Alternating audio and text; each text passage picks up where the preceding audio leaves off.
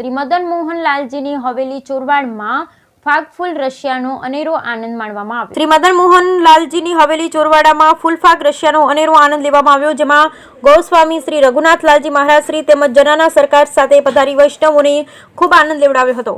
સાંજે શહેરમાં ફૂલ બંગલાનું મનોરથ, સાંજે હોળી પ્રદીપન, ત્યાર પછી ફૂલફાગ રશિયાનો મહોત્સવ બ્રહ્મપુરીમાં રાખવામાં આવ્યું. તેમાં 101 કિલો ફૂલ સાથે ખૂબ રશિયા રમાયા. કીર્તન મંડળી સેરિયાખાન વાળી શ્રી ચૈતનભાઈ મુખિયાજી તરફથી સર્વે વૈષ્ણવોને જય શ્રી કૃષ્ણ, રાધે રાધે. બ્યુરો રિપોર્ટ વિમલ રાય, કુંડલિયા.